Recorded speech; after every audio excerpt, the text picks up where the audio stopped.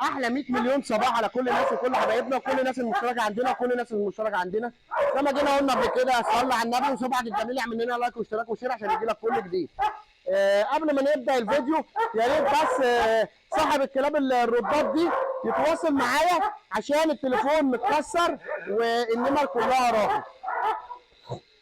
طيب نخش على طول بقى في الموضوع. طبعا انت ممكن تتفاجئ تيجي جاي لكلابك تبص تلاقي الكلب تعبان، الكلب ما بياكلش، الكلب مثلا همدان، طلعت فوق السطح بتاعك، رحت المزرعه، فكل الحاجات دي وارد جدا.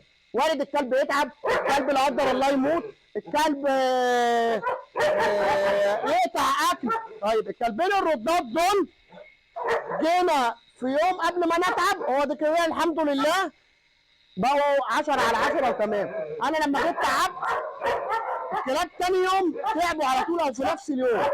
فطبعا جبنا لهم ايه عشان تيجي تسوق الكلب؟ جبنا سيفوتاكس مضاد حيوي بس ال 500 ما تجيبش ال1 جرام. بقيت اقسمها بديها للكلاب هتتعطيها له على 5 ايام.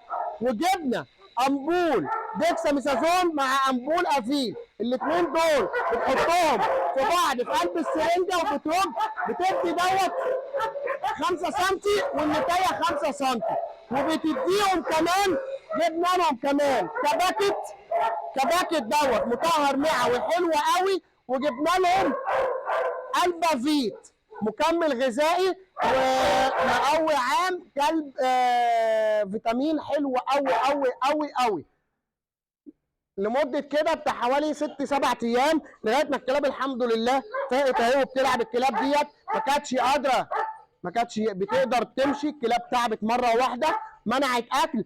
طبعا لما الكلب بيمنع الاكل بتبتدي تجيب له اكل مهروس، بطاطس مهروسه، فول مهروس، لو ما كانش بتديله في بقه. والحمد لله الحمام تمام اهو الحمد لله. اشتغلنا معاهم، جبنا لهم تقطيع كبده وتقطيع لحمه، واول يومين 3 ابتدينا معاهم بنديلهم مسلوق كوسه وبطاطس وجزر، وسلقناهم وحطيناهم في الخلاط وعصرناهم وبيديهم ما بياكلوش. بتضطر ان انت بتشتغل معاهم بالسرنجه في بقهم، تدي ده وتدي ده. اللي كان قايم بالحاجات دي عمر ومروان الحمد لله، لغايه ما الكلاب النهارده جيت لقيت الحمد لله الصلاه على النبي الكلاب ما شاء الله فاقت. العلاج تاني ايه؟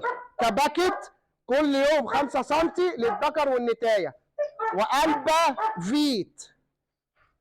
ألبا فيت كل يوم 5 سم للذكر والنتايه، وسيفوتاكس جبنا لهم، جبنا الابره ال 500 دي 1 جرام يعني تعمل معاك يومين. قسمنا ال1 جرام على 4 ايام يعني يومين للكلبين. ال 500 قسمناها بقت 2.5 دوت ابره وده ابره. تاني يوم ده ابره وده ابره، عملت معانا 4 ايام.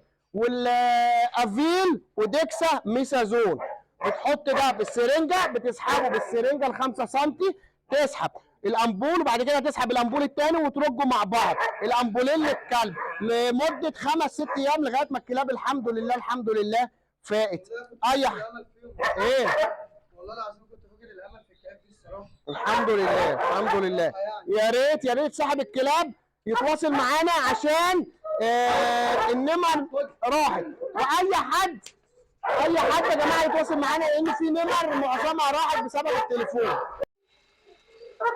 طبعا واهم حاجه الحاجه اللي هي بتبقى الرباني بقى العسل الاسود.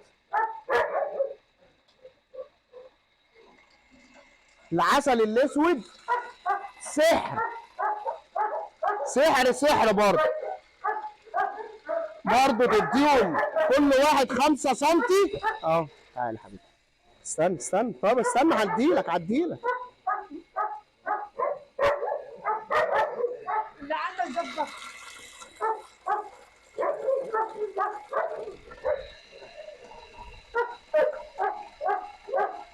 طبعا الكلاب لما تيجي تفوق ما توقفش برضه لما يفوقوا خالص. يعني انا برضه لسه بديهم دي النتايه. مين اللي اخد مين الاول؟ حضرتك هو انت عارف النتايه دي مرتين ده ما خدش. طب ادي نور كده.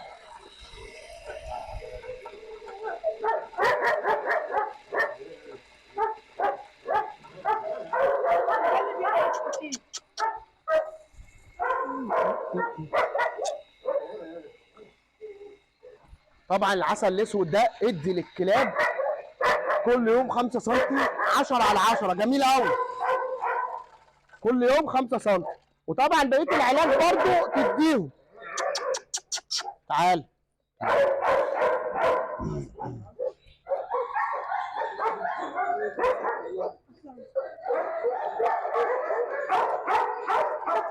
هات النتايج.